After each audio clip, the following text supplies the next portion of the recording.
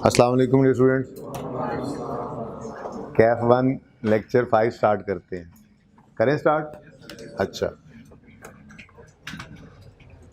कैफ 1 ही है। आप कैफ 1 से चले थे, कैफ 1 पे ही हैं। अच्छा बच्चों, ये बताओ कि एक्सचेंज ऑफ एसिड समझ आ गया था? और सर हमें तो इंट्रो का समझ आया हुआ है ना, नहीं समझ आया था? अच्छा अब आ गया। ओके, फॉलोइंग लेजर बैलेंसेस वाला सवाल, ये तीसरा सवाल ये भी हो गया था, मैंने खुद करा दिया था कल क्लास में। नो वाले कौन है? अस्तगफिरुल्लाह। ओके, ये क्वेश्चन था जी, बेसिकली पास पेपर का ये क्वेश्चन है, ठीक है। ये किसी ज़माने में FAR 1 के अंदर आया था, ठीक है। तब इंट्रो में इस लेवल पे टेस्ट नहीं करता था, फिक्स एसिड एडिशन। फिर उस ज़माने के बाद एक ज़माना इंट्रो पे गुजरा, जब इंट्रो के अंदर ये सारा सिलेबस आ गया था, तो ये वहाँ पे इंट्रो वाले बच्चों को भी सवाल करवाया जाता था। तो अब तो खैर एक ही हो गया, ठीक है ना। तो ये क्वेश्चन आप में से कितने बच्चों ने ट्राई किया? ओके, और हो गया? अच्छा, सोल्यूशन भी इसका मौजूद था ना हैंड आउट में? मैंने रखवाया तो था। अच्छा यार, वैसे मैंने लेक्चर 5 का हैंड आउट आपको ईमेल किया, वो रखवा दें, ठीक है। अच्छा जी, चलें कोई ना, इधर से देख लेते हैं, लेकिन पहले जो ज़रूरी चीज़ें हैं वो मैं समझा देता हूँ, फिर ज़रा वक्त बचाने के लिए हम सोल्यूशन वहाँ से देख लेंगे, या आप कहेंगे तो सवाल पूरा ही कर लेंगे, ठीक है। आप कहेंगे, अभी मैं कह ही रहा था। अच्छा, following information is available in respect of machines of Akmal brothers. अच्छा, इस सवाल के 2-3 चीज़ें ऐसी हैं जो हमने सीखनी है, ठीक है। बहुत शुक्रिया, जज़ाकल्लाह जी। कर लें इसको बंद, जंग शुरू होगी। अच्छा, एक तो इसके अंदर कॉन्सेप्ट है डिस्पोजल कॉस्ट का सवाल में, वो हम देखेंगे इंशाल्लाह। दूसरा कॉन्सेप्ट इस सवाल के अंदर है कि सवाल में एसेट अकाउंट तो कॉस्ट पे बन रहा है, क्योंकि उसकी निशानी क्या है, एक्यूमुलेशन अलग नज़र आ रहा है, लेकिन एक डिस्पोजल है उसकी कॉस्ट गिवन नहीं है, तो वो कैसे निकालनी है ये रिवाइज़ करेंगे। और तीसरी चीज़ है, अगर डिस्पोजल थ्रू एक्सचेंज है, ठीक है, और नए आने वाले एसिड की कॉस्ट कैलकुलेट करनी है, तो उस कैलकुलेट करने के लिए 3 सिनेरियोज़ हमने पढ़े होंगे इंट्रो में, वो भी रिवाइज़ होंगे सवाल के अंदर। यानी कि ये सवाल काफ़ी तफसील से हमें 3-4 चीज़ें हमें इसके अंदर देखनी पड़ेंगी, ठीक है ना। तो चलें, ठीक है, आप फिर नोट ना कीजिए, ये कर लें, ठीक है। आप पूरे का पूरा ध्यान, मैं ये हैंड आउट भी ईमेल अभी कर देता हूँ, वो भी फ़ोटोकॉपी पे रख देंगे, ठीक है ना। तो ये क्वेश्चन आप सिर्फ देखेंगे, मैं सॉल्व करूँगा, उसके बाद आपको सोल्यूशन दिखा दूंगा। अगर वो सोल्यूशन ना पसंद आए तो फिर एंड पे पिक्चर ले लेना, ठीक है। तो शुरू करें सवाल। रिक्वायरमेंट है, prepare following ledger accounts pertaining to the machines for the year ended 31 December 17। कौन कौन से लेजर्स बनाओ? कॉस्ट यानी एसिड का अकाउंट बनाओ, फिर एक्यूमुलेटेड एप्शन का अकाउंट बनाओ, और गेन लॉस ऑन डिस्पोजल का भी अकाउंट बनाना है। उसके ऊपर क्या लिखा? Following ledgers. तो जिसने यहाँ पर डिस्पोजल की जर्नल एंट्री कर दी पर्चे में, उसको ये 4 नंबर नहीं मिलेंगे, ठीक है। जिसने यहाँ पे अकाउंट बनाया, ये 4 नंबर उसी को मिलेंगे। क्लियर? शुरू करें फिर? चलो शुरू करते हैं फिर, ठीक है।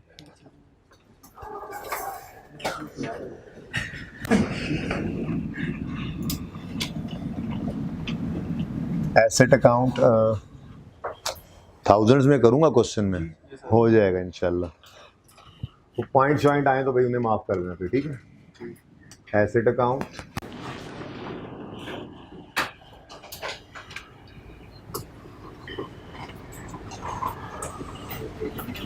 एसेट अकाउंट के मशीन अकाउंट, मशीन है या मशीनरी है? मशीन्स हैं, ठीक है जी। तो मशीन्स अकाउंट बनाना है, और ये ऐट कॉस्ट बनेगा। उसकी वजह क्या है? उसकी वजह ये है कि एक्यूमुलेशन का अकाउंट अलग नज़र आ रहा है, ठीक है जी। फिर एक्यूमुलेटेड डेप्रीसिएशन का अकाउंट बन जाएगा।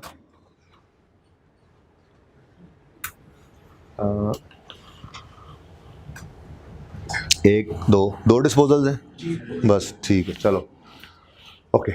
उसके बाद अब 2 डिस्पोजल्स हैं, तो डिस्पोजल इसको जर्नल एंट्री से नहीं करना, हमने क्या करना है, हाँ अकाउंट्स बनाने हैं। तो यहाँ पर 2 डिस्पोजल अकाउंट्स भी बना लेते हैं हम अभी से। एक डिस्पोजल सिंपल है गालिबन और एक थ्रू एक्सचेंज है, ठीक है। अल्लाह माफ़ करे मेथड रिड्यूसिंग बैलेंस है, चलें कोई बात नहीं, ठीक है। और वर्किंग 1 फिर हमारी बनेगी एक्यूमुलेटेड डेप्रीसिएशन ऑफ डिस्पोजल, लेकिन ये एक नहीं है 2 है, तो कोई बात नहीं भाई 2 वर्किंग्स कर लेंगे।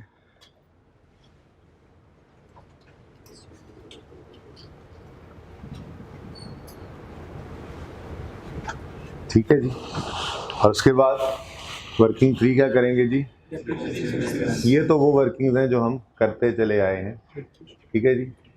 बाकी अब किसी और वर्किंग की जो ज़रूरत पड़ी तो वो भी कर लेंगे, ठीक है।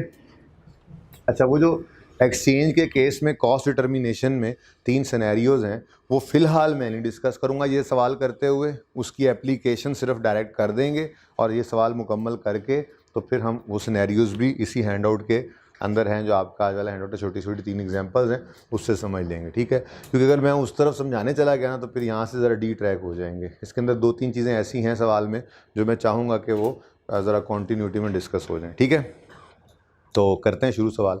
पॉइंट नंबर 1 क्या है, balances of cost and accommodation of machines as on यकम जनवरी 17 वर 800 एंड 333 रिस्पेक्टिवली। जी, rupees in thousands, rupees in thousands, rupees in thousands, ये आपने लिख लेने हैं, ठीक है, पर्चे में लाजमी लिखने हैं, ओके जी। यकम जनवरी 2017 ब्रॉड डाउन कितना है भाई, 800। यकम जनवरी 2017 ब्रॉड डाउन कितना है, 333।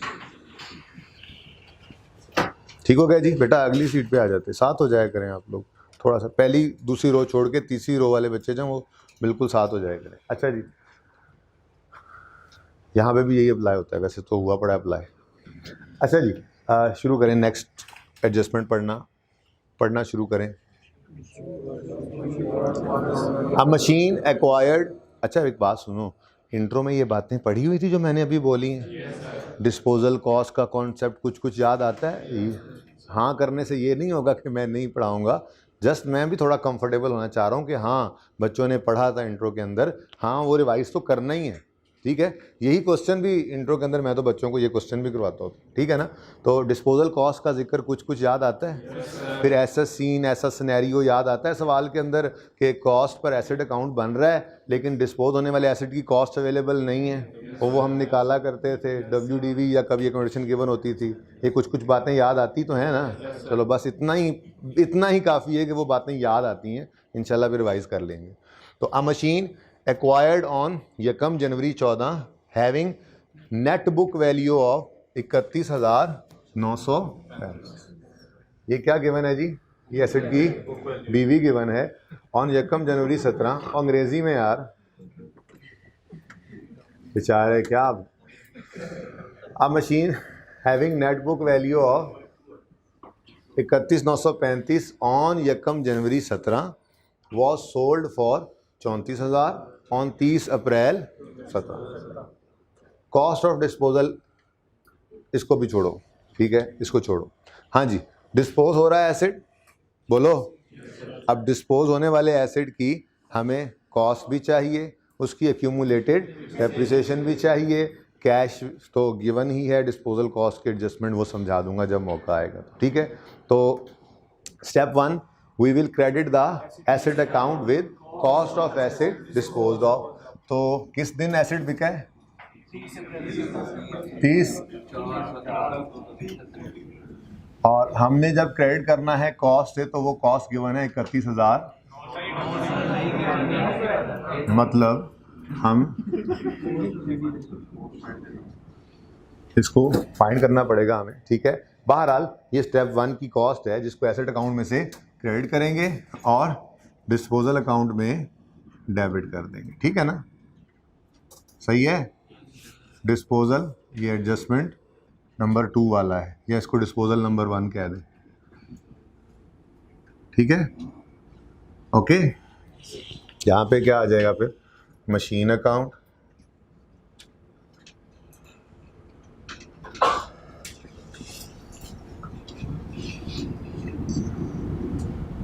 तो स्टार्ट ही में मसला आ गया। अब किसी बच्चे को याद हो कि अगर ऐसा मसला हो कि सवाल में कॉस्ट चाहिए एसेट की और वो गिवन नहीं है, लेकिन उस एसेट की बुक वैल्यू गिवन है, तो हम उसकी कॉस्ट निकाल सकते हैं। ऐसा कुछ काम कुछ क्या करते थे? चले अब मुझे भी बताने दें बच्चों को जिनको नहीं याद। देखें हम क्या करते हैं, हमें एक एसेट की बुक वैल्यू गिवन है, एक स्पेसिफिक डेट पे गिवन है, रेट ऑफ डेप्रिसिएशन मेथड में सब कुछ बताया हुआ है, सिर्फ कॉस्ट नहीं गिवन, तो हम अज्यूम कर लेते हैं कॉस्ट को 100%, ठीक है।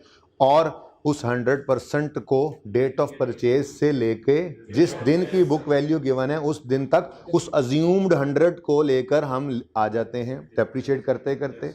अब एक बुक वैल्यू वो है जो हमें सवाल ने दी हुई है, और एक बुक वैल्यू वो है जो हम अपने अज्यूम्ड 100 की निकालते हैं। जब दोनों आपस में बराबर आ जाते हैं तो फिर हम उसको फार्मूला लगाकर, जो मतलब गिवन अमाउंट का फार्मूला होता है कि आप वो जो आप बचपन में चौथी पाँचवीं के अंदर पढ़ा करते थे, वो क्या कहते हैं जी, यूनिटरी मेथड, उससे हम जो है वो कॉस्ट निकाल लेते हैं। ये कैसे होगा ये अभी देख लेते हैं।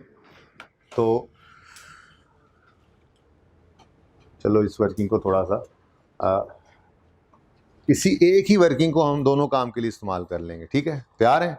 चलो तो अज्यूम करते हैं जी, assume cost of asset is 100 या 100%, ठीक है। अब किस दिन हमने ये एसेट खरीदा था? यकम जनवरी 14। ये क्या है जी, डेट ऑफ, अगर एसेट की कॉस्ट मिसिंग है तो कैलकुलेट कर सकते हैं हम इस मेथड से, लेकिन ज़रूरी है डेट ऑफ परचेज का होना, वरना 100 अज्यूम करके किस दिन से डेप्रिशिएट करना शुरू करें ये पता ही नहीं लगेगा, ठीक है। तो अगर डेट ऑफ परचेज गिवन हो और बुक वैल्यू गिवन हो तो हम एसेट की कॉस्ट निकाल सकते हैं। करते क्या हैं, बस हम कॉस्ट को फिलहाल अज्यूम करेंगे 100, ठीक है, और फिर यकम, बोलना ज़रा, यकम जनवरी 2014 को हमने ये एसेट खरीदा था। हम कहेंगे जी इसकी कॉस्ट है 100% में, ठीक है, 100, ठीक हो गया। अब इस अज्यूम्ड वैल्यू को डेप्रिशिएट करना शुरू करो, लेकिन जहन में ये रख लो कि ये नेट बुक वैल्यू जो है ये किस दिन की गिवन है, यकम जनवरी 17 की। तो यकम जनवरी 17 तक ही आप अपने अज्यूम्ड एसेट को लेकर आओगे, ठीक है। तो 31 दिसंबर 2000 डायरेक्ट जंप नहीं कर सकते क्योंकि मेथड स्ट्रेट लाइन नहीं है, रिड्यूसिंग बैलेंस है, हमें आराम से स्टेप बाय स्टेप ही चलना पड़ेगा। तो डेप्रिसिएशन 100 इंटू रेट कितना है 0.4 में, मशीन्स आर डेप्रिशिएटेड एट 15% पर annum using reducing balance method. तो 15% आ गया। फ्रैक्शन लगेगा कोई, आगे भी तो लग सकता है फ्रैक्शन, तो जगह तो रख लें फ्रैक्शन की जी। 100 की कॉस्ट, सॉरी 100 की कॉस्ट डेप्रिशिएट हुई और 15 आया। WDV आ गई जनाब 85 की। फिर 31 दिसंबर 15 आया। डेप्रीसिएशन 85 का 15%, 12.8 कर लूँ, कर लिया मैंने। उसके बाद भाई एक डेसिमल तक रख लेना, एंड पे जाके मेरे को रुपए आने का ऊपर नीचे होगा, मैं उसको राउंड कर लूँगा। 72.2 WDV आ गई। फिर 31 दिसंबर 16 तक डेप्रीशिएट करेंगे। 72.2 इंटू 15%, 10.8, बस 3 छोड़ो,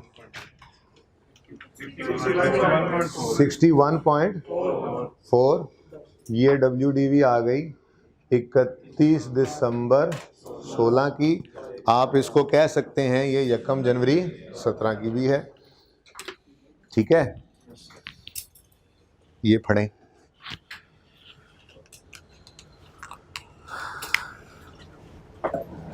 यकम जनवरी 17। हमें इसी दिन की बुक वैल्यू चाहिए थी, क्योंकि जो रुपीस के अंदर सवाल ने हमें बुक वैल्यू दी हुई है वो इसी दिन की दी हुई है। कितनी है जी?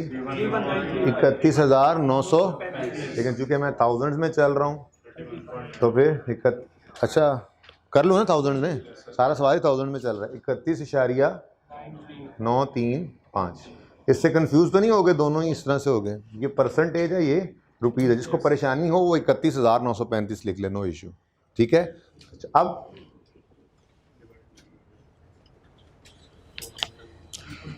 सवाल कह रहा है कि एक एसिड है जो 15% के हिसाब से 1 जनवरी 14 से डेप्रीशिएट होना शुरू हुआ और 1 जनवरी 17 पे वो 31,935 से पड़ा है। हम कह रहे हैं नहीं, हमारा एसिड तो ऐसा है जो 100 रुपये का था परसेंटेज में और 15% के हिसाब से रिड्यूसिंग बैलेंस मेथड से डेप्रीशिएट होता हुआ 1 जनवरी 14 से 1 जनवरी 17 पर पहुंचा है और वो 61.4% पे पड़ा है। तो फिर ये तो वही यूनिटरी मेथड हो गया ना। क्या 31,935 जो है वो 61% है, 61.4। ठीक है। 31,935 जो है वो 61.4% है। तो फिर इसका 100% क्या होगा? तो हम डिवाइड कर देंगे इसको 61.4 से, मल्टीप्लाई कर देंगे 100 से, हमारे पास कॉस्ट आ जाएगी। ठीक है। हाँ हाँ हाँ ठीक है। वो फॉर्मूला क्या होता था जी? हम रिक्वायर्ड अमाउंट का फॉर्मूला एक लिखा करते थे बचपन में। ठीक है जी।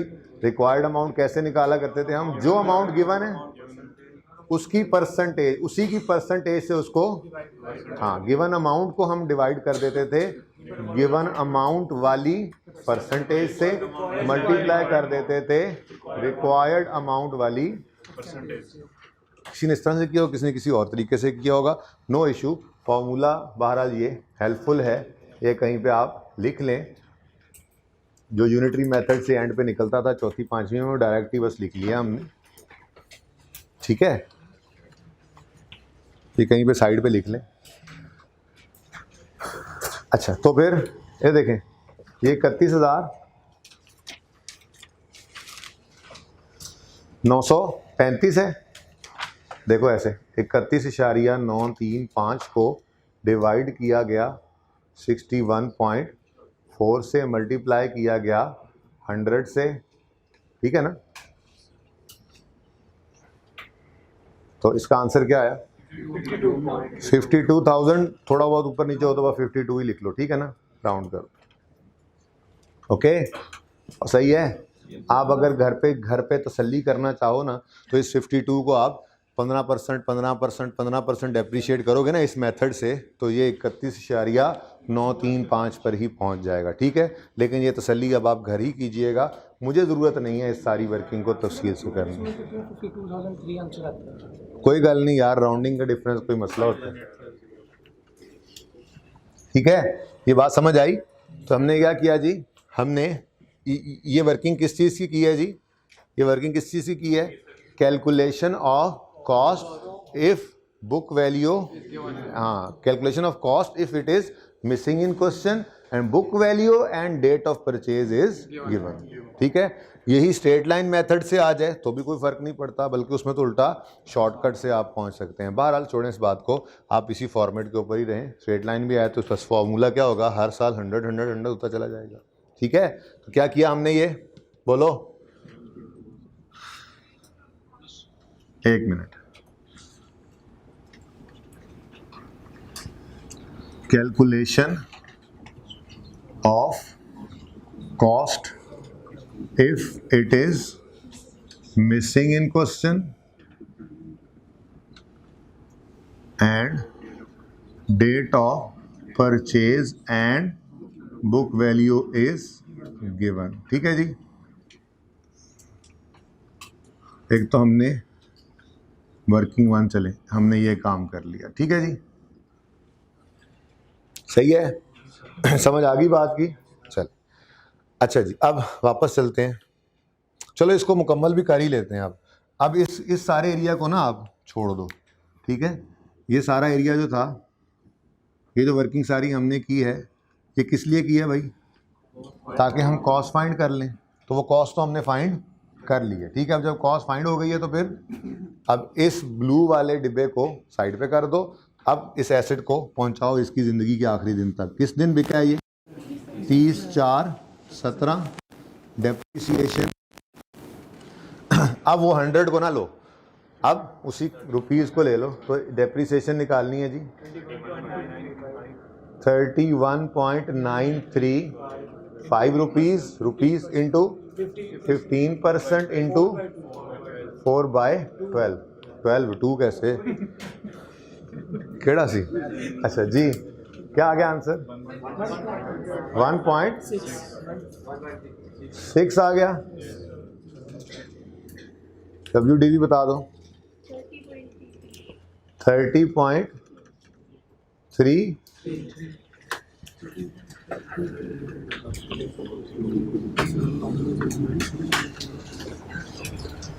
तो हमें चाहिए तो एक्यूमुलेटेड डेप्रिसिएशन होती है ना, डायरेक्ट निकाल लो यहाँ से। 52 माइनस 30.33, आंसर इज 26 है। ठीक हो गया जी? कुछ नोट करना है तो जल्दी से कर लें, मैं कुछ चीज़ें मिटा दूंगा इसमें से, जैसे ये फॉर्मूला में मिटा दूंगा, बाकी वर्किंग ऐसी ही रहेगी। ठीक है ना? ये एक ही वर्किंग को हमने ना दोनों काम, यहाँ तक मैंने इसको क्लोज इसलिए कर दिया कि इसका मकसद अब पूरा हो गया। हम परसेंटेजेस के अंदर थोड़ा ही सवाल कर रहे हैं, वो तो बस हमने कॉस्ट निकालने के लिए किया। वहीं रहेगा।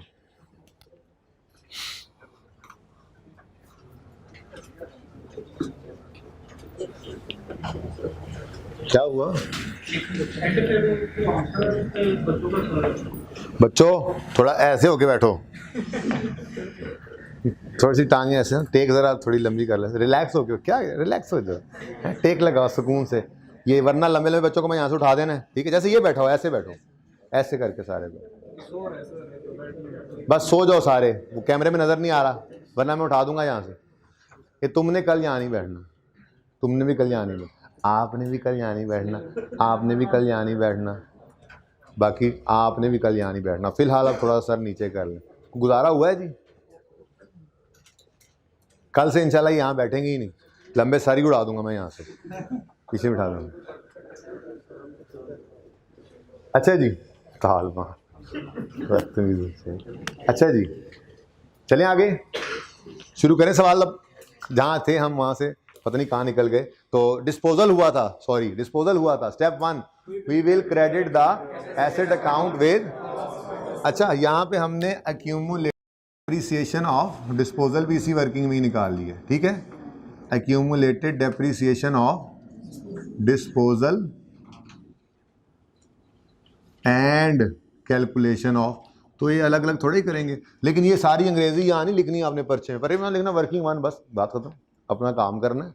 ये अंग्रेजियाँ तो मैं आपको समझाने के लिए लिख रहा हूँ, ताकि आपको याद रहे कि हमने ये काम यहाँ पे सीखा था। ठीक है? ओके जी। Step 1, we will credit the asset account with cost of asset disposed of 52, working 1।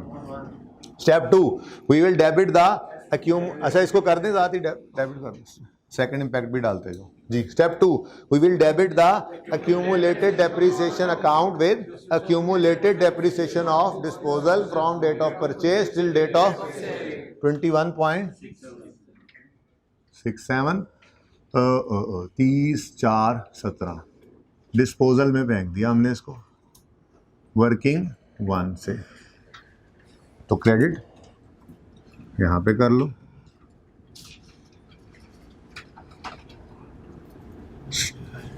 ठीक है जी।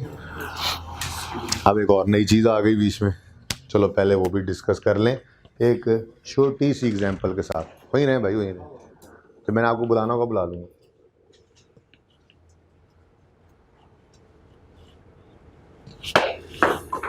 मेरा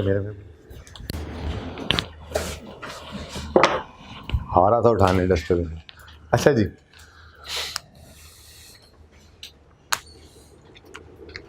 मिसाल एक छोटी सी बनाते हैं, एग्जाम्पल। हमारा एक एसिड है, ठीक है?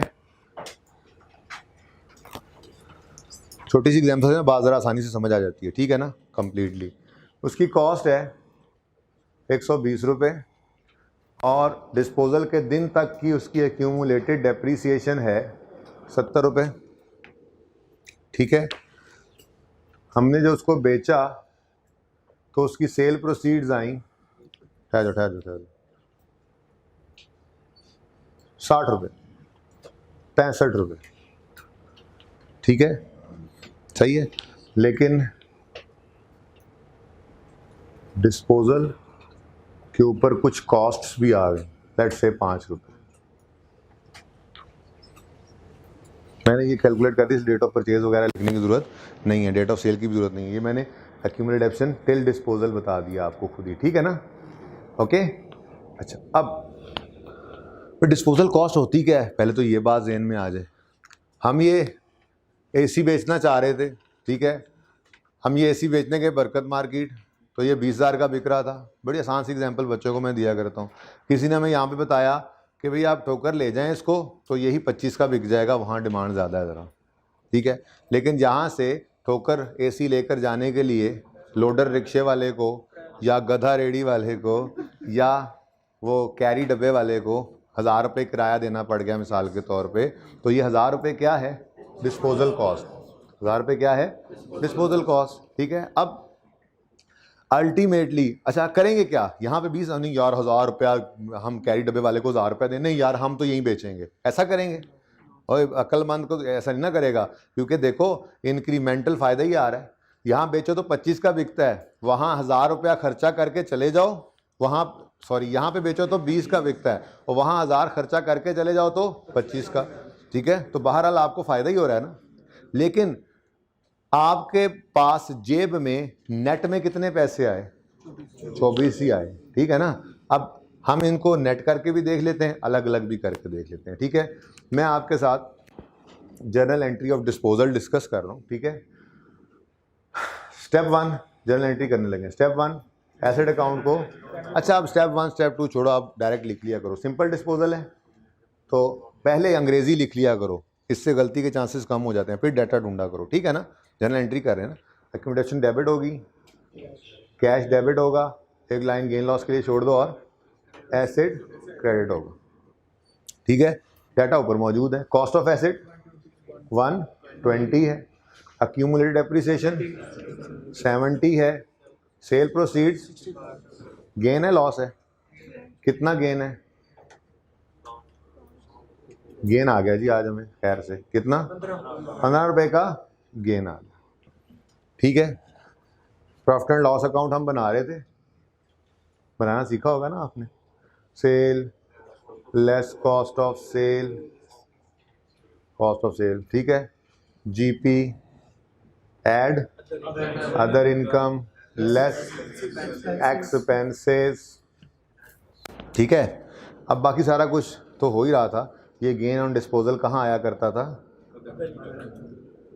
अदर इनकम में। कितना आ गया जी, 15 रुपये गेन आ गया, सही है।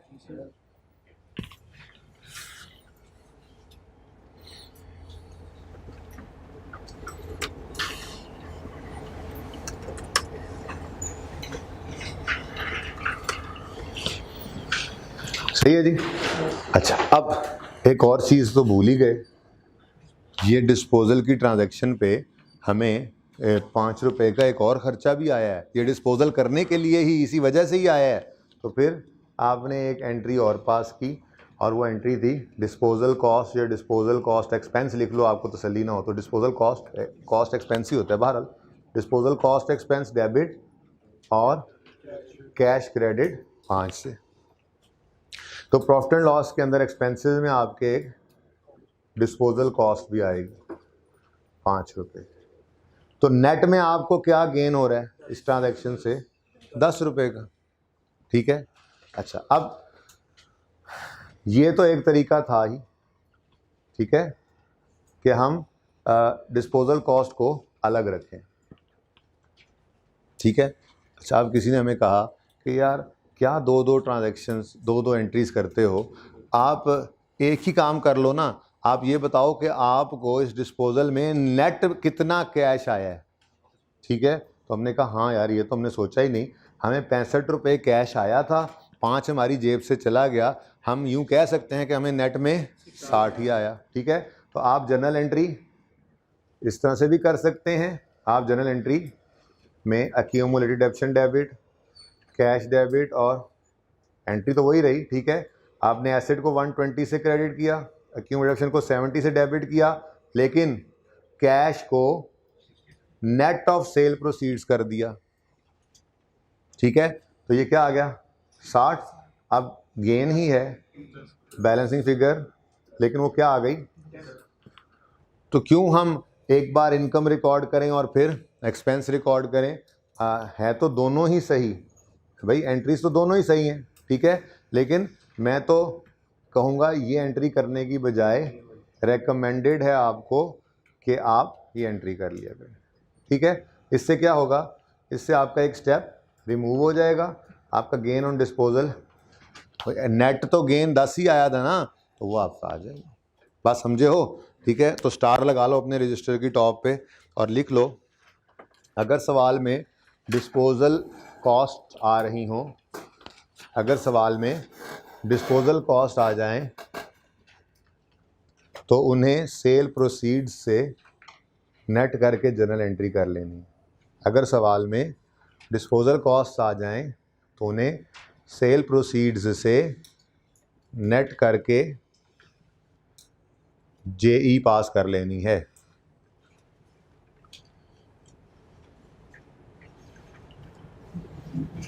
जर्नल एंट्री पास कर लेनी है जी। वैसे अगर वाले सवाल का मैं जवाब नहीं देता। अच्छा बोलो अगर मैं पता था कि ये कॉस्ट हमें आएगी तो हम इसको ऐसे ही कॉस्ट में ऐड करते हैं जी। नेक्स्ट क्वेश्चन नहीं,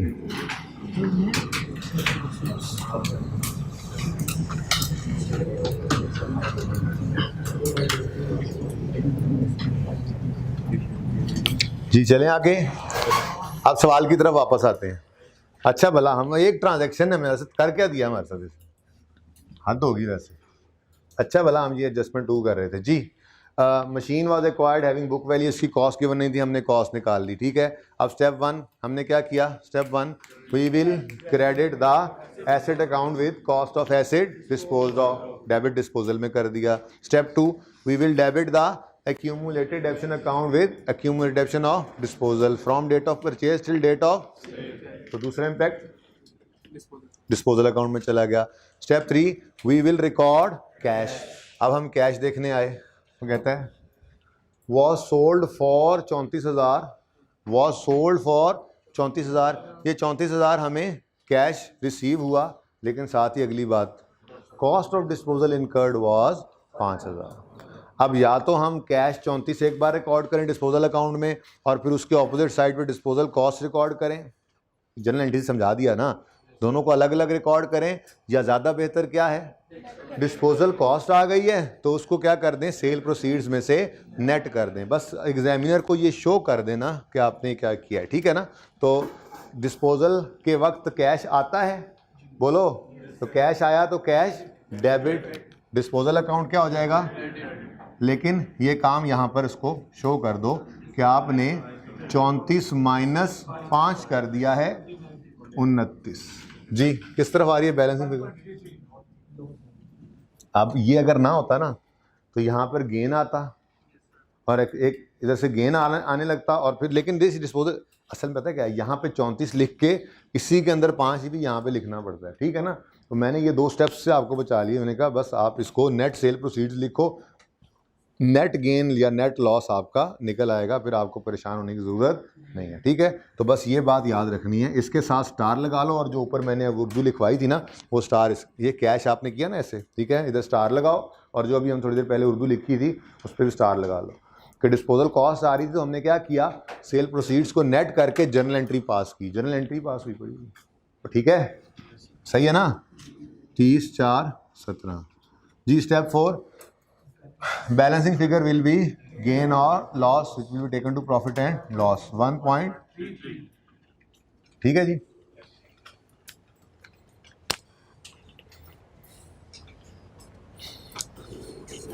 ओके, एडजस्टमेंट नंबर 3। कोई क्वेश्चन है यहां तक तो पूछ ले,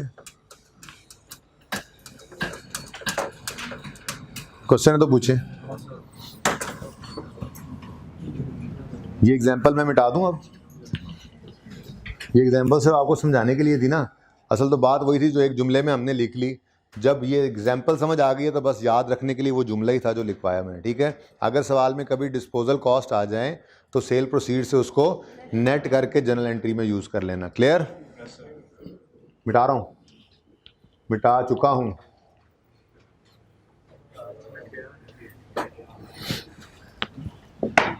ओके, नेक्स्ट है जी, ऑन यकम जुलाई 17 अ machine having fair value of 40,000, नज़र आ रहे हैं एंड वालों को?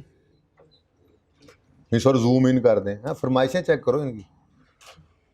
अब नज़र आ रहा है? लाइट पड़ रही है, नहीं यार बस गुजारा करो, मैं पढ़ रहा हूँ ना। ऑन यकम जुलाई 17 a machine having fair value of 40,000 on that date was exchanged for a new machine. The balance of the purchase price was paid through a check of 80,000. Exchange की ट्रांजैक्शन है या रिप्लेस की? Exchange है, क्योंकि वो पता नहीं कितने की मशीन थी, वो बैलेंस पे कर रहा है, मतलब अपने पुराने एसेट को देकर ट्रेडिंग अलाउंस ही लगा होगा ना उसका, कुछ बैलेंस जो पे कर रहा है, जितनी टोटल अमाउंट बनती थी नई मशीन की वो नहीं पे कर रहे, ठीक है। एक्सचेंज कर रहे हैं पुरानी मशीन को और कुछ बैलेंस पे कर रहे हैं, ठीक है। तो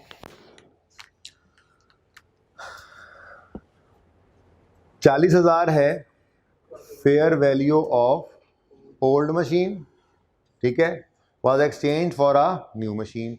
the balance of purchase price was paid through a cheque of, this is cash paid. The list price of new machine was, अच्छा जो लिस्ट प्राइस होती है ना नॉर्मली वो फेयर वैल्यू ही होती है, ठीक है, ये याद रखना। लिस्ट प्राइस का मतलब क्या होता है?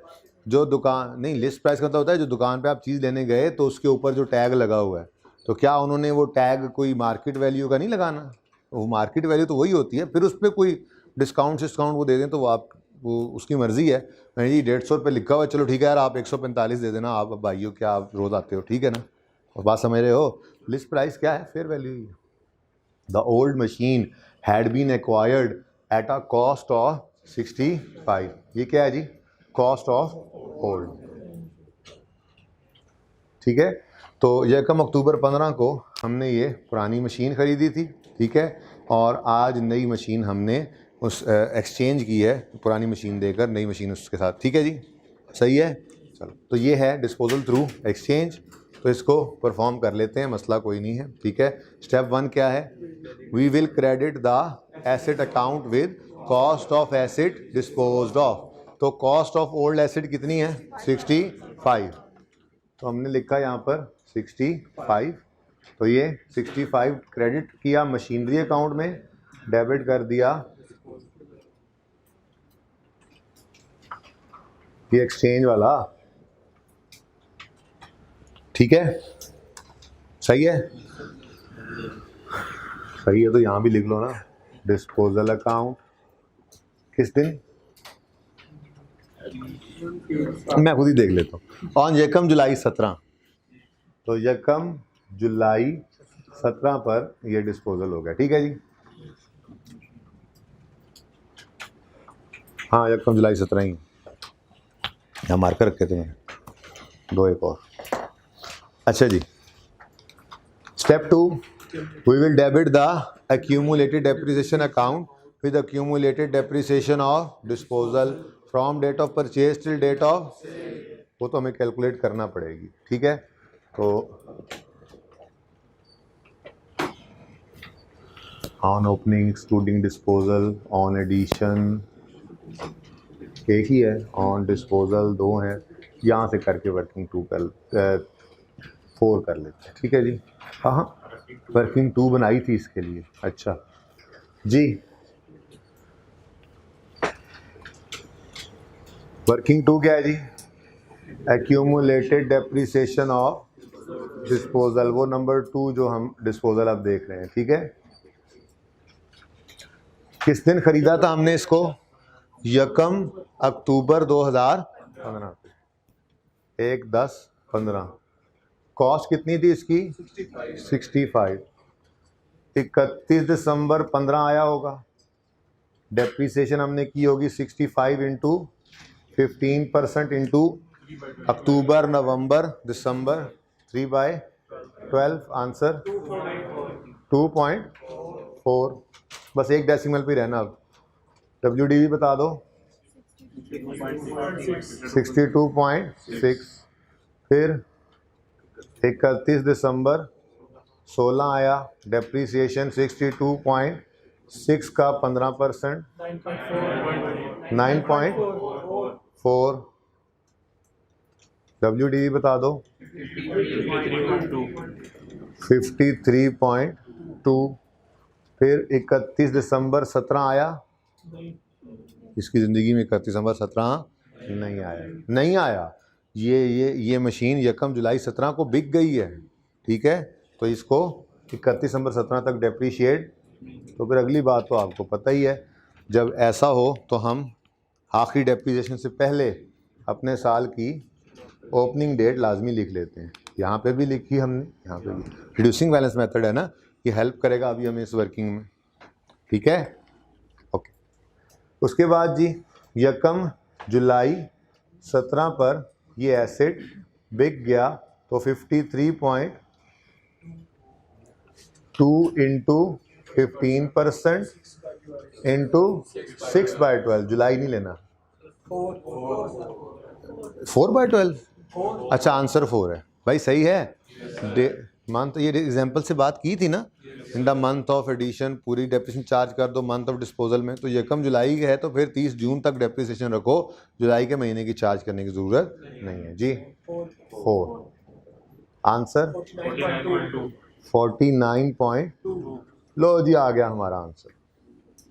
यही चाहिए था ना हमें, ये नहीं चाहिए हमें चाहिए क्यूमुलेटेड। तो एक छोटा सा स्टेप और, हाँ 65। अच्छा, ये इसको कैलकुलेटर पे ना करो, मेरा मशवरा होगा कि इसको प्रेजेंट कर दो ऐसे। पता है क्या है, आपकी यहाँ कोई थोड़ी सी गड़बड़ हो भी गई है किसी मंथ को कैलकुलेट करते हुए, तो फिगर गलत आई भी है, अगर इसका 1 नंबर था तो आधा वो इसलिए दे देगा कि यार कैलकुलेशन की मिस्टेक है। चलो खैर है, कॉन्सेप्ट तो बच्चे ने ठीक लिखा हुआ है, कैलकुलेशन सारी सही की हुई है, वो 1 मंथ ही गलत हो गया था तो कुछ ना कुछ नंबर। तो ये छोटा सा 65 - 49.2 लिख के आंसर लिख दिया करो, उससे फ़र्क नहीं पड़ेगा। 15 पॉइंट, ठीक, 15.8 जी। कहाँ थे हम? हाँ, step 1, we will credit the asset account with cost of asset, debit यहाँ पे कर दिया। Step 2, we will debit the accumulated depreciation account with accumulated depreciation of from date of purchase till date of working. Debit किया इधर तो credit कर दो इधर।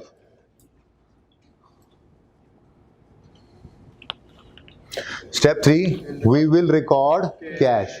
We will record cash. Cash receive नहीं हो रहा आज, कैश पे हो रहा है। तो कैश पे हो तो डेबिट या क्रेडिट? तो कैश अकाउंट क्रेडिट हुआ, डिस्पोजल अकाउंट 80 से, यहाँ पे आपने कैश लिख लिया। बैंक है, ये लो यार, बैंक है तो बैंक लिख लो यार, ये तो कोई लड़ाई नहीं थी वैसे। अच्छा, ओके। और फिर एक्सचेंज के केस में एडिशनल स्टेप कल आया था, जो नया एसेट आया है, हाँ ठीक है। तो फिर कॉस्ट कितनी है नए एसेट की? हाँ, बस यहाँ पे थोड़ी सी गेम ऑन होनी है, लेकिन फ़िलहाल आप सुन लो ना, सुन लो। फ़िलहाल आप क्या करो, ठीक है, इधर देखो ज़रा, इसको फ़िलहाल आप, ये समझाऊंगा, जाहिर सी बात है, ऐसे थोड़ा ही है, समझाए बगैर तो। फिलहाल बस सवाल पूरा कर लें ज़रा, ठीक है, वरना हर बात ही सवाल के अंदर और तरफ ले जाती है, सवाल कहीं और रह जाता है, ठीक है ना। तो एक बार सवाल को कंक्लूड कर लें, अगला काम ही यही करेंगे कि ये मैं जो अभी आपके साथ जो 2 नंबर ही लगा रहा हूँ, ये क्यों लगा रहा हूँ, ठीक है, फिर सही कर लेंगे। तो 130 नहीं लेना आपने, बल्कि आपने 40 प्लस 80 ले लेना, ठीक है। 40,000 प्लस 80,000। ये क्यों किया है ये थोड़ी देर में बताता हूँ, वैसे आपको याद आ ही रही होगी थोड़ी थोड़ी बात इंट्रो की। तो 120 बनता है, ओके। तो ये 120 क्या है? ये है कॉस्ट ऑफ न्यू एसेट। क्यों है 120, थोड़ी देर में पता लगेगा। फिलहाल क्लास का टाइम हो गया, आज जुम्मा है, ठीक है। हमारी क्लास कितने बजे ख़त्म होनी है? 10 को बड़ा टाइम पड़ा आज तो। यार नहीं, मुझे ना वो मैंने कल इससे रिक्वेस्ट की थी बच्चे से कि मुझे जुम्मे का याद करा देना, क्योंकि आप लोगों की क्लास भी टाइम से ख़त्म करनी है, अगलों के पास जाके भी थोड़ा कम पढ़ाना है। तो जो मैंने जुम्मे का सोचा हुआ था प्लान, इन FR2 वाले बच्चों ने ना कल सारा गड़बड़ कर दिया है। तो फिर उस टाइम के हिसाब से मैंने कहा मुझे याद करा देना, ये ना हो सारी क्लास यहाँ पे मैं 1:15 आया हूँ, सारी क्लास जो है वो 12 बजे की बैठ के 1:15 जुम्मा पढ़ने चली जाए। तो इसलिए याद करवाने हैं, सारी गल ज़रूर पूछनी होती है ऐसे। जी AC बंद कहाँ से होगा भाई, देख लो जरा पीछे से कर दो, थोड़ी देर के लिए ऑफ फिर ऑन कर देना, बटन होगा पीछे, कर दो ऑफ फिर ऑन कर देना। अच्छा स्टेप 4 क्या है? हाँ थोड़ी देर बाद कॉस्ट ऑफ न्यू एसेट हमने एसेट अकाउंट में डेबिट करनी है, ठीक है। तो कॉस्ट ऑफ न्यू एसेट जो है वो 1,30,000 आप नहीं लेनी, 1,20,000 लेनी है। क्यों लेनी है अभी बताता हूँ। तो 120, ठीक है जी, डेबिट किया मशीन अकाउंट में, क्रेडिट किया डिस्पोजल अकाउंट में। यहाँ पे क्या लिखा आपने? मशीन अकाउंट, ठीक है जी। और यहाँ पे क्या लिखा आपने? हाँ लिख तो लो ना डिस्पोजल अकाउंट, लिखो डिस्पोजल अकाउंट, लेकिन इसको ब्रैकेट में लिख दो ये एडिशन है थ्रू एक्सचेंज।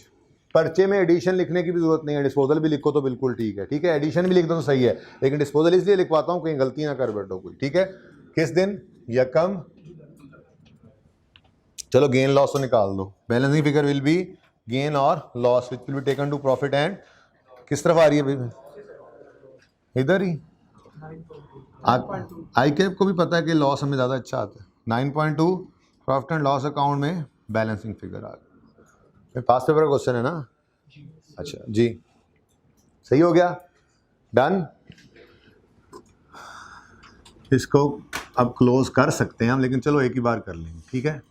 क्लोजिंग बैलेंस यहाँ पे हम निकाल सकते हैं।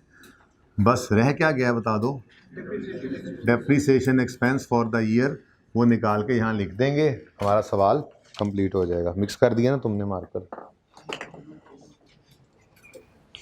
अजीब बेवकूफ आदमी यार। अच्छा मैंने चेक करके देखे थे आप जी। ऑन ओपनिंग एक्सक्लूडिंग डिस्पोजल, ठीक है जी।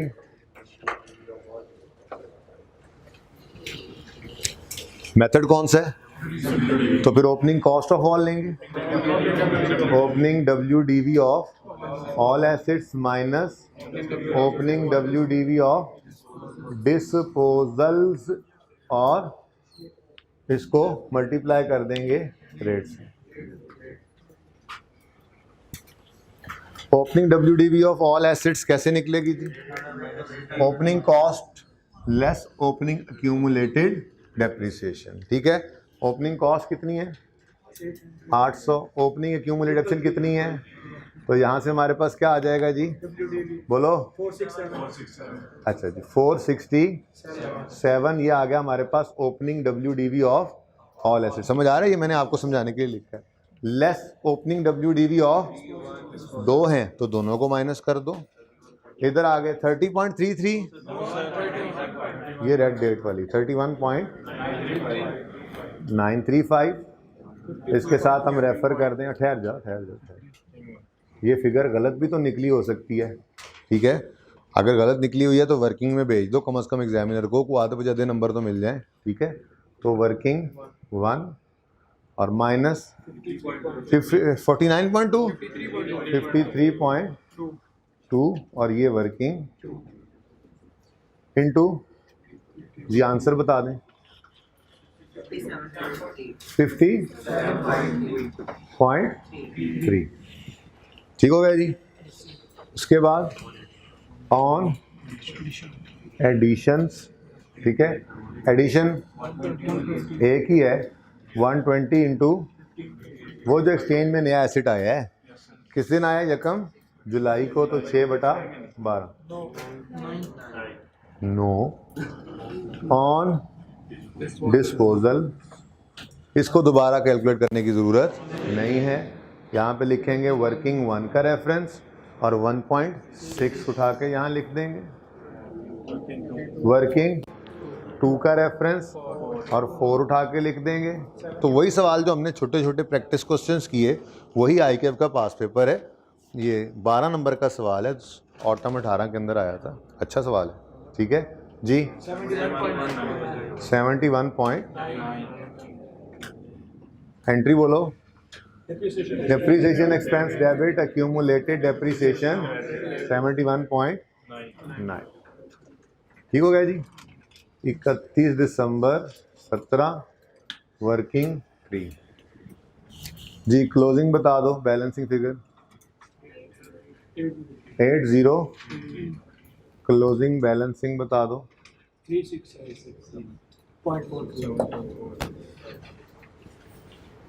367.4।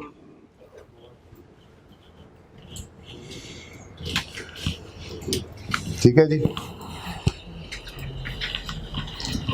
समझ आ गई है? लाइए इधर इधर।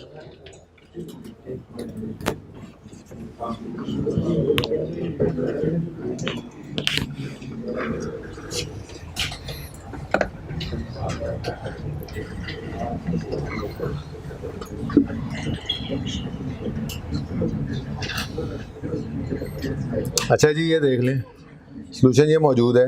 803 है और 367 पॉइंट हमने कहा 4 लिखा है, वो राउंड हो गया, ठीक है ना? सही है। उसके बाद डिस्पोजल अकाउंट में पहले डिस्पोजल पे लॉस है 1.3 लिखा था हमने, यही आ रहा है 1338। दूसरे डिस्पोजल पे लॉस है 9 का लिखा है हमने 2, ठीक है 9.2 ही आ रहा है।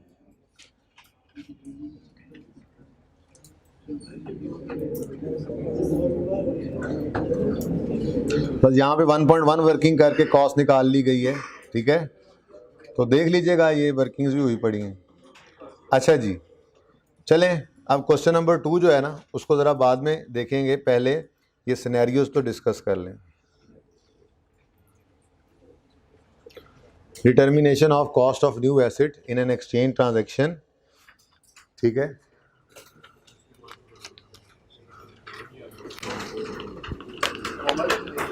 क्या नहीं, होमवर्क क्यों है जब हम क्लास पढ़ रहे हैं? उधर ही रहें भाई,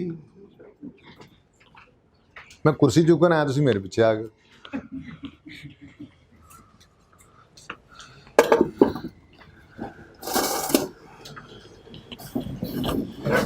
अच्छा जी, अब मेरा आपसे सवाल है कि आप अपना एसेट एक्सचेंज करते हैं, एक नया एसेट खरीदते हैं, उसके बदले में पुराना एसेट एक्सचेंज करते हैं, ठीक है?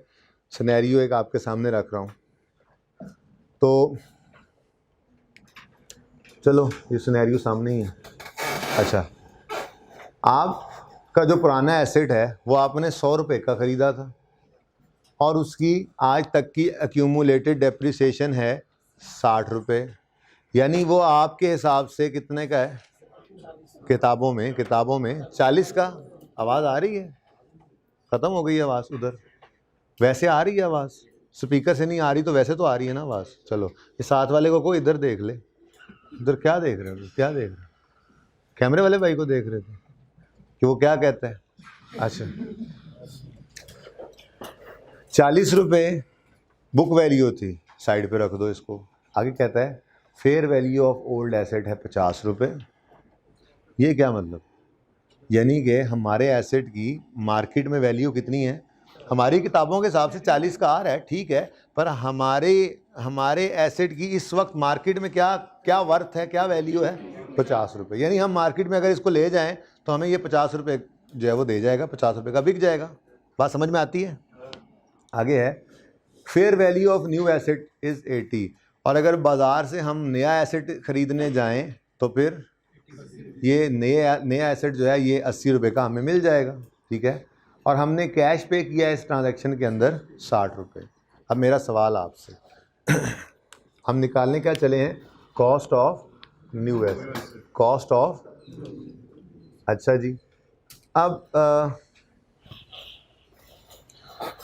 सवाल मेरा ये है, क्या कॉस्ट ऑफ न्यू एसेट 80 रुपये बनती है? सोच के बताना, बिल्कुल आम आदमी सोच बन के जो है ना सोचो और सोच के बताओ। क्या ये नया एसेट हमें 80 रुपये में पड़ा है। अब ज़रा डीप डाउन जाकर ट्रांजैक्शन को सोचो, तो आपने ये नया एसेट पाने के लिए क्या कुछ खोया? आपने एक तो 60 रुपये का कैश खोया और दूसरा एक एसेट जिसकी मार्केट में 50 रुपये की वैल्यू थी, आपने वो भी खो दिया। तो नए एसेट पाने के लिए आपने टोटल क्या खोया? 110 रुपये। तो फिर मुझे बताओ सोच के, क्या ये एसेट आपको 80 रुपये में पड़ा है? जो आपने नया एसेट खरीदा है, क्या ये आपको 80 रुपये में पड़ा है? बोलो।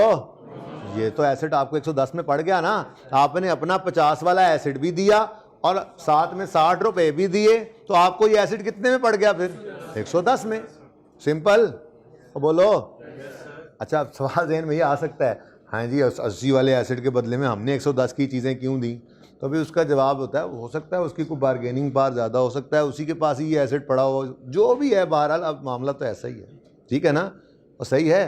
तो भाई बात ये है कि आपने ये स्टैंडर्ड के अल्फाज हैं।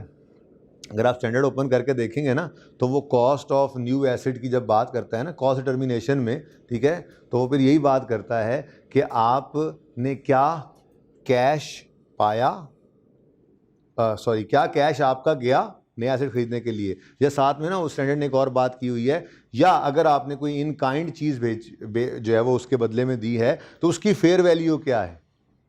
तो आपने अगर एक नया एसेट खरीदा और बदले में कैश दिया, फिर तो कहानी सादा है, वही उसकी फेयर वैल्यू होगी, आपको वो उतने में पड़ गया। लेकिन अगर आपने एक एसेट खरीदा है और बदले में एक एसेट ही दिया है, तो जो एसेट दिया है उसकी फेयर वैल्यू अब आपका खर्चा है ना। बोलो। आपने ये 80 रुपये का एसेट खरीदना चाहा, जो मार्केट में 80 का वैसे मिल रहा था, लेकिन आपने इस ट्रांजैक्शन के अंदर ये एसेट 80 का पाने के लिए कुछ खो दिया। 50 रुपये जेब से भी गए, 60 रुपये से गए, और 50 रुपये एक एसेट की वैल्यू थी, वो भी हम उसको दे आए। तो फिर हमने इस ट्रांजैक्शन में क्या खोया? 110 रुपये। क्या पाने के लिए?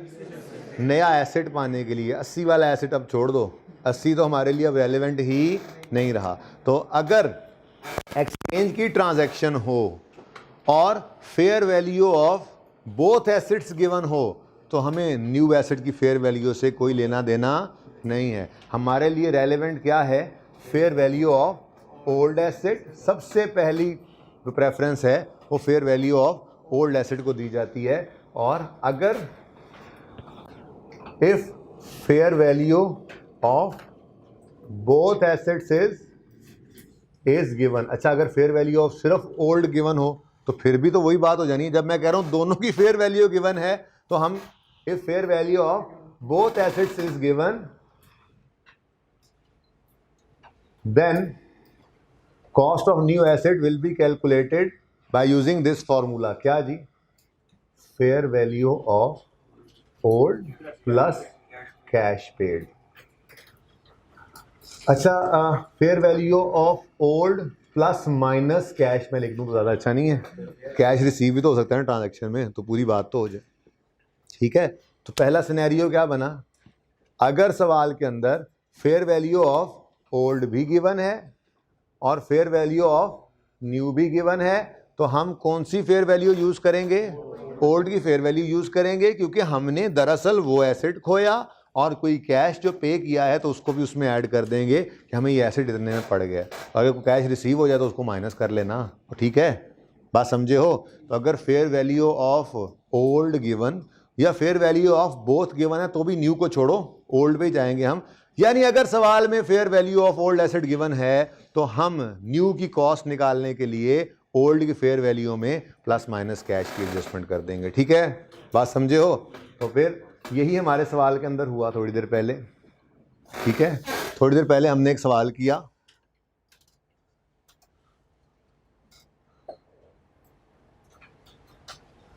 और इस सवाल के अंदर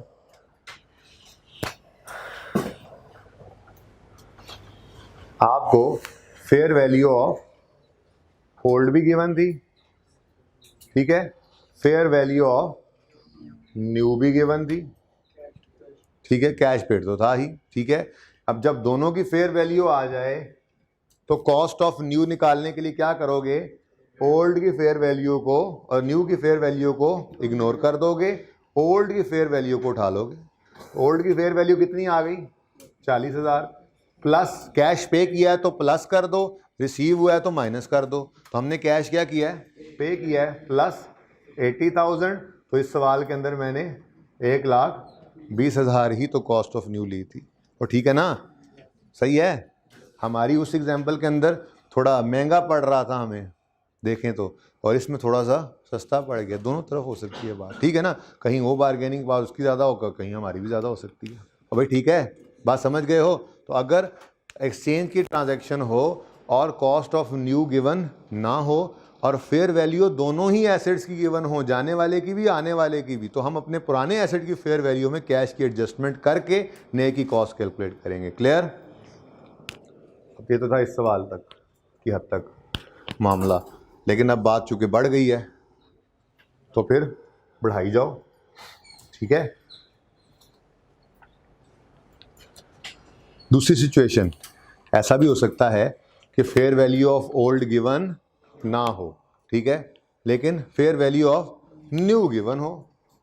इफ फेयर वैल्यू ऑफ, देखो ना इधर ये बात समझ आ गई, fair value of both given हो या फेयर वैल्यू ऑफ सिर्फ ओल्ड गिवन हो। भाई सिर्फ ओल्ड हो तो वो तो वैसे ही हमारे लिए फर्स्ट प्रेफरेंस है ना, इसलिए मैंने सिर्फ एक ही सिनेरियो बना दिया। दो वैसे किताबों के अंदर ना ये दो सिनेरियो अलग बने होते हैं, ठीक है। वो अलग नहीं है, एक ही बात है। फेयर वैल्यू ऑफ सिर्फ ओल्ड गिवन हो या fair value of both given हो, हमारे लिए कौन है? Fair value of old number 1 है, ठीक है, ठीक है। सबसे करीबी रिश्तेदार हमारा fair value of old asset है।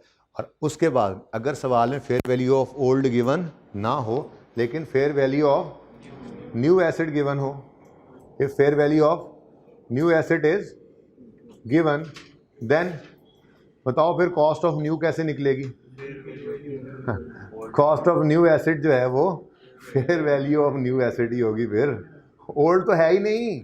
इफ फेयर वैल्यू ऑफ, अच्छा sorry, only new asset is given, अब ठीक है, if fair value of only new asset is given then cost of new asset क्या होगी? उसकी फेयर वैल्यू। जाहिर है वही पे, अब हमें क्या पता पुराने की फेयर वैल्यू, जब पता ही नहीं है तो फिर भाई हमने ये फेयर वैल्यू जो है इसी की पेमेंट जो है वो कर दी, जैसे भी एक्सचेंज की ट्रांजैक्शन हुई, हम कॉस्ट ऑफ न्यू जो है वो नए एसेट की फेयर वैल्यू को ही ले लेंगे, ठीक है। एग्जाम्पल 2 देखते हैं इसके लिए। एग्जाम्पल 2 है fair value of only new asset, fair value of only new asset is given, cost 500, accumulate addition 350, fair value नहीं गिवन, ठीक है, पुराने की। नए की फेयर वैल्यू गिवन है और कैश पेड है 600। तो भाई इस ट्रांजैक्शन के अंदर बताओ, वैसे तो जनरल एंट्रीज पास करनी है लेकिन जनरल एंट्रीज आपने इंशाल्लाह घर पे पास करनी है, ठीक है ना। देखो मैंने आपको कॉस्ट ऑफ न्यू निकाल दिया, बाकी क्या बचता है? कॉस्ट ऑफ ओल्ड गिवन है, एक्यूमुलेशन गिवन है, कैश गिवन है, तो कॉस्ट ऑफ न्यू बस लिखते जाओ, गेन लॉस निकालते जाओ, घर पे कर लोगे ना। अच्छा, तो यहाँ पर हमें कॉस्ट ऑफ ओल्ड भी गिवन, एक्यूमुलेटेड एडिशन भी गिवन, कैश पेड भी गिवन, ये 3 चीज़ें हैं। चौथी चीज़ ही रह गई है ना सिर्फ, बात समझ रहे हो? इन सारे सवालों के अंदर मैं किस चीज़ के ऊपर फोकस कर रहा हूँ? देखो एक्सचेंज के अंदर 5 स्टेप्स है ना, 5वां तो बैलेंसिंग वाला साइड पे कर दो। 4 स्टेप्स रह गए ना, पुराने की कॉस्ट, पुराने की एक्यूमुलेटेड एडिशन, कैश पेड और नए की कॉस्ट। तो इन तीनों एग्जाम्पल्स के अंदर पुराने की कॉस्ट, पुराने की एक्यूमुलेटेड एडिशन, कैश पेड ये गिवन है और लड़ाई किस पे डाली हुई हमने? Cost of new. अगर सवाल में दोनों की फेयर वैल्यू गिवन है तो कॉस्ट ऑफ न्यू कैसे निकलेगी? Fair value of old plus minus cash. और अगर सवाल में सिर्फ fair value of new given है तो फिर न्यू की कॉस्ट उसी की फेयर वैल्यू बन जाएगी, यानी 800 ही क्या बन जाएगा हमारे इस केस के अंदर? कॉस्ट ऑफ न्यू क्या होगी? 800, ठीक है। सही हो गया? और सही है, जैसे यहाँ पे 120 हमने निकाली, ओके।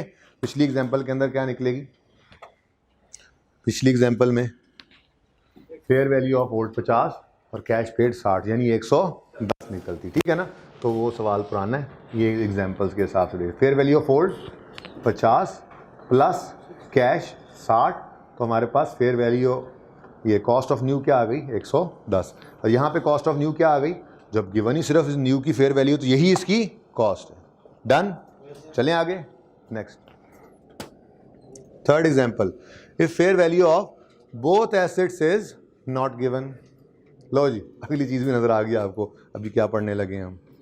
अच्छा sorry, if fair value of both is not given, चलो जी आप क्या करें, if fair value of both assets is not given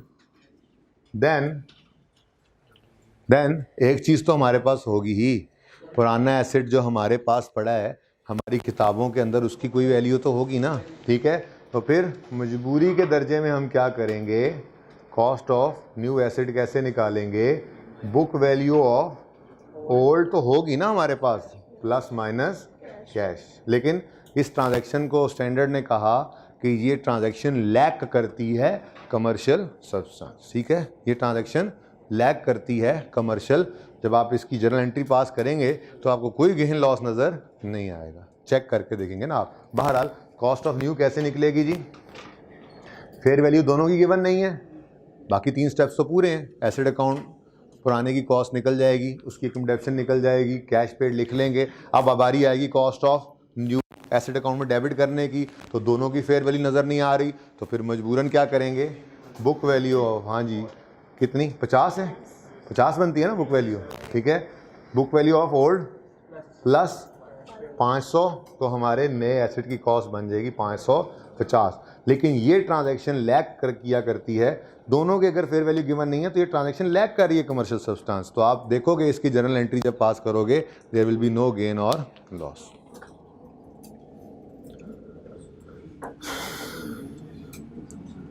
ये भी एक सवाल है जी जो पास पेपर के अंदर आ चुका है, ठीक है, तो ये आप बड़े आराम से आप कर लेंगे, ठीक है। बस इसकी थोड़ी सी अंग्रेज़ी मेरे साथ समझ लें ताकि फिर मैं चेंज इन एस्टीमेट करवा के क्लास क्लोज करूँ, ठीक है। ज़्यादा तो नहीं पढ़ लिया आज,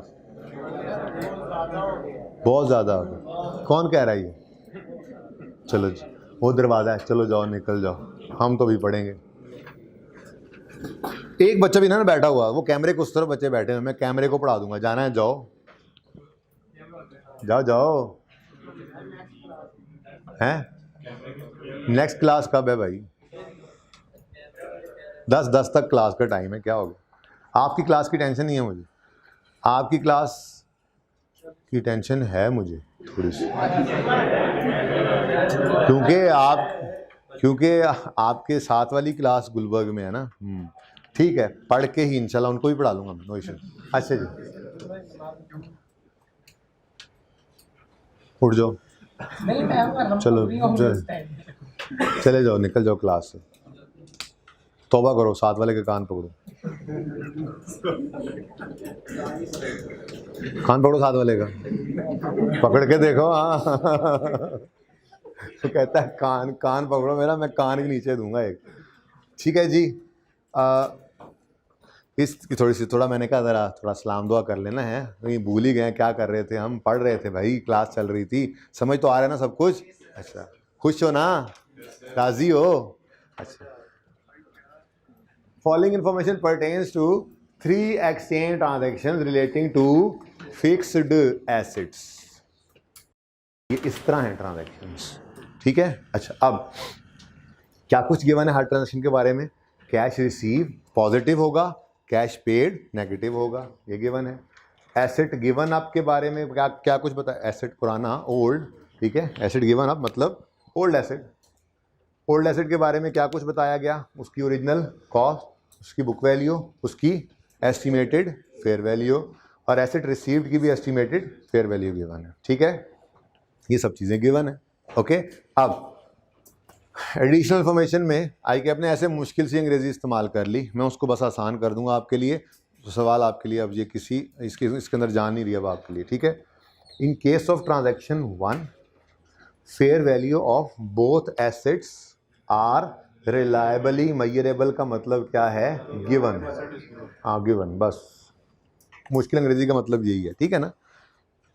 जो एस्टीमेट है रिलायबली मेजरेबल है मतलब गिवन है ना, ठीक है। तो इन दोनों की फेयर वैल्यूज अगर गिवन है, फेयर वैल्यू ऑफ पुराना, फेयर वैल्यू ऑफ नवा, ठीक है, तो फिर हम वैसे तो कंप्यूट गेन लॉस उसने कहा था गेन लॉस निकालने का, कहा था गेन लॉस जैसे मर्जी निकाल लो, लेकिन आई वुड सजेस्ट कि रिवीजन तो आप ज़रा अच्छी सी कर लेना। तो इन 3 एग्जांपल्स की भी आप जनरल एंट्री घर पे पास करेंगे, ठीक है, आज वाले लेक्चर के हैंडआउट में। तो इस पिछले लेक्चर के हैंडआउट के अंदर जो ये सवाल पड़ा है, इसमें भी आप गेन लॉस वैसे ना निकालिएगा, जनरल एंट्री ही पास कर लीजिएगा, ज़रा प्रैक्टिस अच्छी हो जाएगी, ठीक है। तो जनरल एंट्री के अंदर पुराने की कॉस्ट क्रेडिट, ठीक है, और ये देखो क्या गिवन है, बुक वैल्यू। तो इन दोनों का डिफरेंस क्या होगा, एक्यूमुलेटेड, तो वो एक्यूमुलेशन डेबिट कर दोगे। फिर कैश इसमें पेड है या रिसीव्ड है, रिसीव्ड है। अगर कैश रिसीव, कहा था ना एक्सचेंज की ट्रांजैक्शन में कभी हो भी सकता है, ठीक है, तो हो सकता है आपका एसेट जो है वो अच्छा हो तो कैश कुछ रिसीव होगा, कोई मसला नहीं, कैश रिसीव हो रहा है तो कैश को डेबिट कर लोगे एक्सचेंज की ट्रांजैक्शन में, ठीक है। और जब आएगी बारी नए एसेट की कॉस्ट को एसेट अकाउंट में डेबिट करने की, तो ये कौन सा सिनेरियो है जिसमें बोथ की गिवन है, तो नए वाले को काट दोगे, पुराने वाले की फेयर वैल्यू में प्लस या माइनस करना है कैश। प्लस कब करना है, कैश रिसीव, कैश पे कर रहे हो, और माइनस कब करना है, तो बस ये छोटी सी बात, ठीक है। क्या आ गया 7.4 क्या है जी, न्यू की कॉस्ट। यही ट्रांजैक्शन मुश्किल, आगे बढ़ते हैं।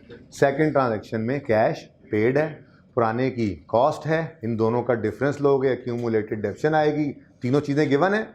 अब आई बारी कॉस्ट ऑफ न्यू की, तो कॉस्ट ऑफ न्यू की बारी आई, तो एस्टिमेटेड दोनों के ही गिवन थे, लेकिन एडिशनल इन्फॉर्मेशन में जाकर कहता है in case of transaction 2 fair value of asset received is clearly more evident. का मतलब, सारी अंग्रेजी का मतलब क्या है, fair value of asset received is given, ठीक है ना, और सही है। क्लियरली मोर एविडेंट का मतलब यह है कि दूसरा अंदाजा बस एवं ही है, जो नया एसेट आ रहा है ना, असल फेयर वैल्यू जो है ना उसी की ही सही है, दूसरे वाले के बारे में हमें कोई खास एविडेंस नहीं मिल रहा, मतलब फिर नहीं गिवन हुई ना, ठीक है। तो फिर कौन सा सिनेरियो बन गया, सिनेरियो 2, जिसमें fair value of only new is given. तो इस केस के अंदर क्या करेंगे हम, फेयर वैल्यू ऑफ न्यू ही हमारी कॉस्ट होगी, ठीक है। थर्ड सिनेरियो, कोई कैश रिसीव पे नहीं हुआ, चलो जान छूट गई, कॉस्ट ऑफ ओल्ड है, बुक वैल्यू भी गिवन है, दोनों का डिफरेंस एक्यूमुलेशन निकल आएगा, डेबिट भी हो जाएगा, ठीक है। दोनों की फेयर वैल्यू का एस्टीमेट गिवन है, एडिशनल इन्फॉर्मेशन ने कहता है दोनों की रिलायबली मेजरेबल नहीं है, मतलब एस्टीमेट अंदाजा ही है बस, यानी कि दोनों की गिवन नहीं है। Neither asset is reliably measurable, मतलब fair value of neither asset is given, दोनों की गिवन नहीं है, तो फिर क्या करेंगे, बुक वैल्यू, उधर कैश भी कोई नहीं है, सुकून हो गया, बस वही आपके नए की कॉस्ट। सादा सी बात है भाई, आपको नए की फेयर वैल्यू नहीं पता, आपने कोई कैश वैश पे नहीं किया, फिर आपने जो पुराना एसेट दिया है वही आपको पड़ा ना, और उसकी भी सिर्फ बुक वैल्यू ही आपके पास है, उसकी भी फेयर वैल्यू आपको गिवन नहीं है। तो इस सवाल की भी जनरल एंट्रीज ही पास कर लीजिएगा, ठीक है। आई थिंक ये मैंने ईमेल नहीं किया अभी टीए को, तो ये मैं अभी अभी ईमेल भी कर दूंगा इंशाल्लाह। तो आ जाएं चेंज इन एस्टीमेट जी, क्या कह रहे हैं, कौन,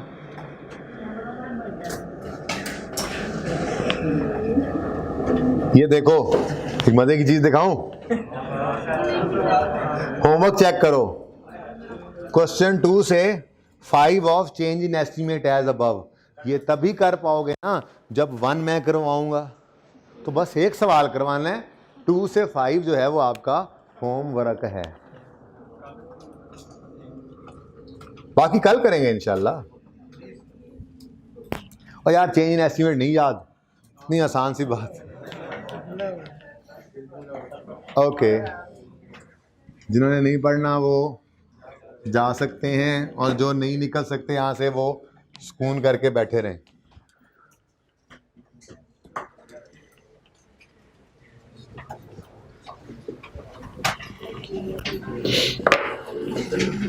कल इस पे दोबारा बात करेंगे, ऐसी बात नहीं है।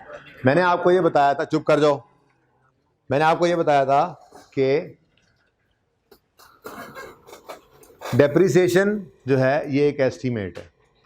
क्यों एस्टीमेट है? डेप्रिसिएशन का फॉर्मूला याद है किसी को? स्ट्रेट लाइन वाला ही कह दो, याद है कुछ?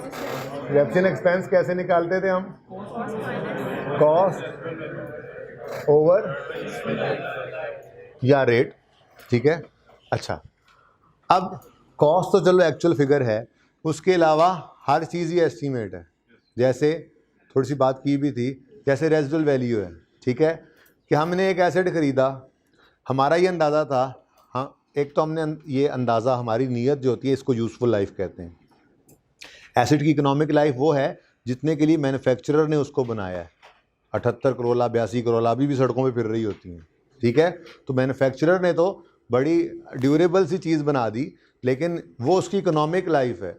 हमारी अकाउंटिंग के अंदर इकोनॉमिक लाइफ जो है वो हम यूज़ नहीं करते अनलेस कि दोनों बराबर हों, ठीक है ना। हम इकोनॉमिक लाइफ को यूज़ नहीं करते, बल्कि अकाउंटिंग के अंदर यूज़फुल लाइफ का कॉन्सेप्ट कि हमारी नीयत कितना अरसा इस एसेट को इस्तेमाल करने की है। हमने ये एसेट जो ख़रीदा है, हमने बिज़नेस के अंदर कितने अरसा इसको इस्तेमाल करने की नीयत की है। ये नीयत हमारी यूज़फुल लाइफ है। डेप्रिसिएशन के लिए यूज़फुल लाइफ ही इस्तेमाल करते हैं, इकोनॉमिक लाइफ इस्तेमाल नहीं करते। अच्छा, अब हमारा ये अंदाज़ा था कि हमने ये गाड़ी ख़रीदी है, ये 5 साल बाद हम बदल लेंगे, ठीक है। तो हमने यूज़फुल लाइफ 5 साल एस्टीमेट की और डेप्रिसिएशन शुरू कर दी, ठीक है। दूसरे साल के एंड पे, तीसरे साल के एंड पे जाके हमें पता चला कि यार नहीं, गाड़ियाँ तो बहुत महंगी हो गई हैं, तो शायद हमें ना अभी 2-3 साल मज़ीद इसी गाड़ी के साथ गुजारा करना पड़े। बिज़नेस के अंदर मैनेजर को बुला के समझाया, यार थोड़ा सब्र कर जाओ यार, हर 5वें साल तुम्हें गाड़ी देते ही थे, ठीक है, अब ज़रा थोड़े हालात भी कंपनी के ख़राब हैं, तो हम ना ज़रा जो है वो, ये तीसरे साल आप बता रहे हो, हम इस बार 5 पॉलिसी बदल दी हमने, इस बार हम 5वें साल के एंड पे आपको नई गाड़ी नहीं बदल के देंगे, बल्कि आपको अब से 5 साल मज़ीद इस गाड़ी को इस्तेमाल करना पड़ेगा। एग्जाम्पल ही है, ठीक है। तो यूज़फुल लाइफ क्या थी? एस्टीमेट। क्या थी? एस्टीमेट। और उसमें क्या आ गया? चेंज आ सकता है। एस्टीमेट अंदाज़ा है, अंदाजे में तो तब्दीली आ सकती है, ठीक है। ऐसे ही रेजिडुअल वैल्यू, ये भी एस्टीमेट है। आपने अंदाज़ा लगाया कि 5वें साल, यूज़फुल लाइफ 5 साल है, 5वें साल के एंड पे जाके ये एसेट हमें इतने पैसे ला देगा, एक अंदाज़ा था, ठीक है।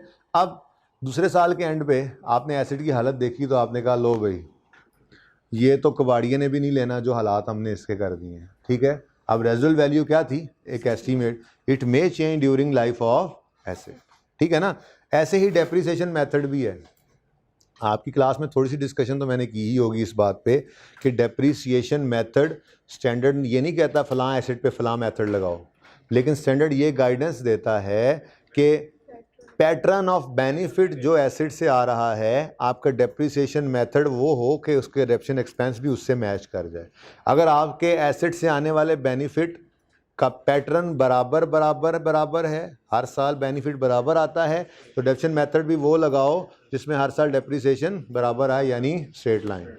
और अगर आपके एसेट की नेचर ऐसी है कि उससे आने वाला फ़ायदा बेनिफिट हर साल कम होता चला जा रहा है, तो फिर ऐसी सूरत में आप ऐसा डेप्रिसिएशन मेथड लगाओ जिसमें डेप्रिसिएशन एक्सपेंस हर साल कम होता चला जाए, जैसे रिड्यूसिंग बैलेंस मेथड। अब ये भी एक अंदाज़ा ही है। आपने लाइफ के स्टार्ट पे सोचा ये प्लांट या मशीन जो हमने ख़रीदी है, इसका हर साल फ़ायदा कम ही होना है, तो स्ट्रेट लाइन नहीं लगाओ, रिड्यूसिंग बैलेंस लगा दो। अब 10 साल एसेट इस्तेमाल करना था, रिड्यूसिंग बैलेंस मेथड अप्लाई कर दिया।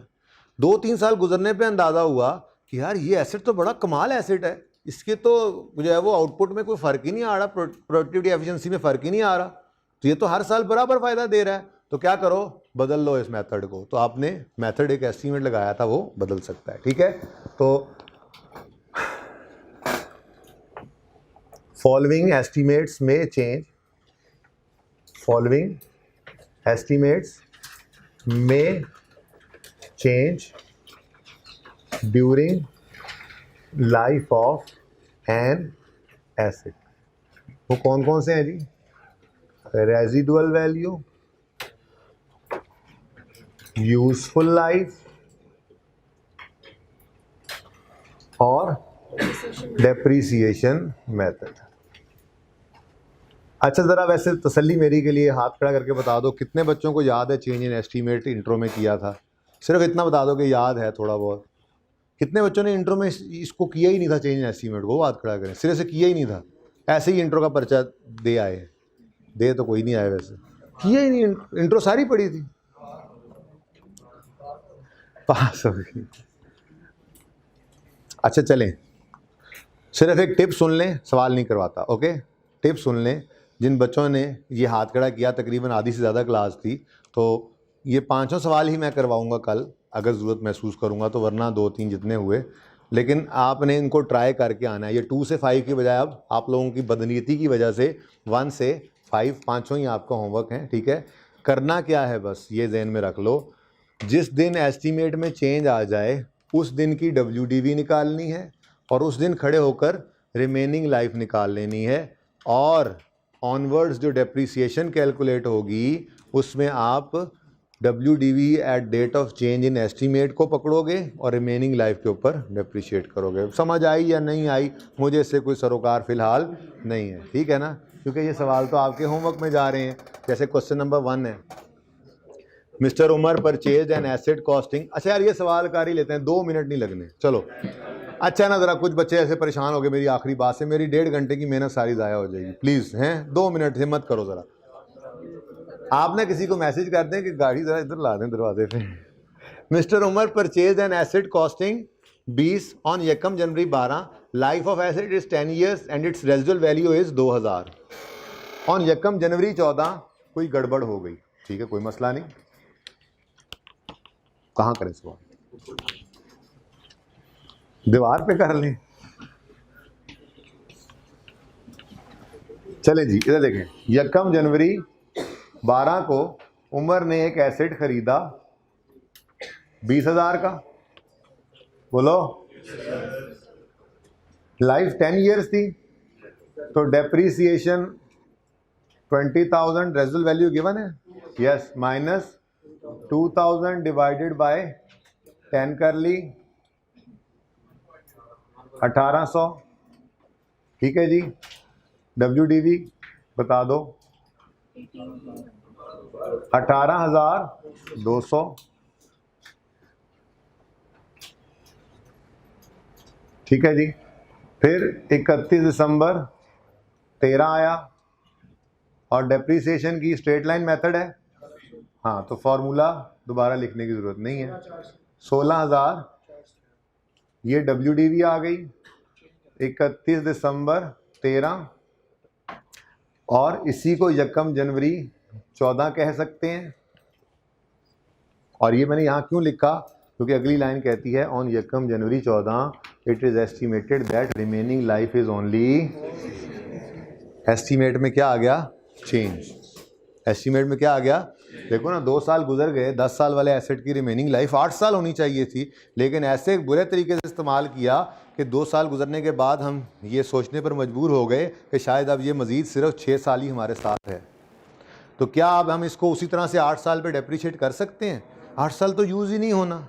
अब एस्टीमेट चेंज हो गया तो कॉस्ट शॉस्ट नहीं बदलनी, लेकिन डेप्रीसिएशन एक्सपेंस का पैटर्न तो बदलना है। अब पहले 8 साल बकाया थे जिन पे इस कॉस्ट ने डेप्रीशिएट होना था, अब वो कितने रह गए हैं, 6 साल, ठीक है। तो फिर जिस दिन एस्टीमेट में चेंज आ जाए उस दिन डेप्रीसिएशन एक्सपेंस कैलकुलेट करने का formula cost minus residual value over useful life नहीं रह जाता, बल्कि उस दिन फॉर्मूला बन जाता है WDV at the date of change in estimate minus revised residual value over remaining useful life, original useful life नहीं, रिमेनिंग यूजफुल लाइफ। तो सब कुछ ही बदल गया भाई, हैं? वो जो मैच हारने पे एक भाई ने कहा था सब कुछ ही बदल दिया इन्होंने, है ना? हाँ, वो सब कुछ ही बदल गया भाई, हैं? ठीक है ना, सही है। एस्टीमेट एक्सपेंस निकालना है अगर अब, तो ना तो यहाँ कॉस्ट आनी है, ना यहाँ ओरिजिनल रेजिडुअल वैल्यू आनी है, ना यहाँ ओरिजिनल यूजफुल लाइफ आनी है, सब कुछ ही बदल गया, ठीक है, सही है। अब ये सब कुछ जो बदला है, ये सब कुछ ही हमें पता है। वर्किंग की खूबसूरती ये है कि उसने इस दिन की WDV हमें दे दी। चेंज इन एस्टीमेट किस दिन आ रहा है, यकम जनवरी 14 पे। जिस दिन मर्जी की डेट डाल दे, जिस साल में चेंज इन एस्टीमेट हो रहा है ना, आज ही पल्लू से बांध लो ये बात। खुद के पास नहीं है तो अम्मा के पल्लू के साथ जाके घर बांध लेना, बांध ज़रूर लेना, ठीक है। अच्छा, तो सुन लो ना, सुन लो प्लीज़, ठीक है। क्या ये बड़ा इंपॉर्टेंट पॉइंट है, आगे पास पेपर के 1-2 सवालों के अंदर आपने, वरना जो है ना आपको 2 भी पटखा मारना उन सवालों में, ठीक है। चेंज इन एस्टीमेट जिस मर्जी डेट पर वो कह दे साल में, आपने उसको अज्यूम करना है ये चेंज इन एस्टीमेट साल के पहले दिन से एप्लीकेबल है। क्लियर है ये बात? वो लिख दे ड्यूरिंग द ईयर, डेट लिखे ही ना, हम साल के पहले दिन ले जाएंगे। वो कहे 1 जनवरी, साल का पहला दिन कह दे, फिर तो बहुत अच्छी बात। वो साल का आखिरी दिन भी खड़े होकर कहे ना कि जी चेंज इन एस्टीमेट हो गया है, तो हमने उसको साल के पहले दिन से अज्यूम करना, ये बात याद रखना। लेकिन अभी तो बचपन है, उसने डेट बताई हुई है, तो 1 जनवरी 14 की बुक वैल्यू गिवन है। अच्छा ये यहाँ क्यों करें, यहाँ पे डेप्शन कैलकुलेट करते हैं। इधर देखो, WDV at the date of change in estimate 16,400, revise residual value अगर सवाल ने नहीं चेंज की तो पुराने वाली ही रिवाइज की जगह लिख देना, और अगर चेंज कर दी है तो फिर नई वाली लिख देंगे, ठीक है। ओवर रिमेनिंग लाइफ कितनी? 2400।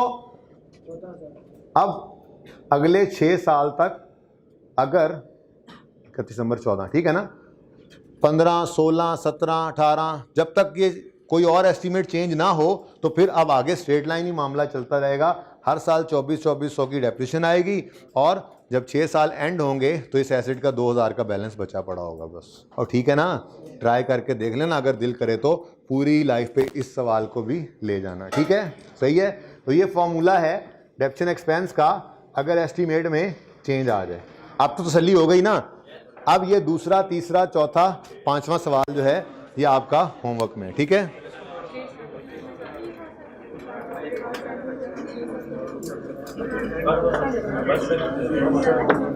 ठीक है जी, अल्लाह हाफिज, बंद कर दो।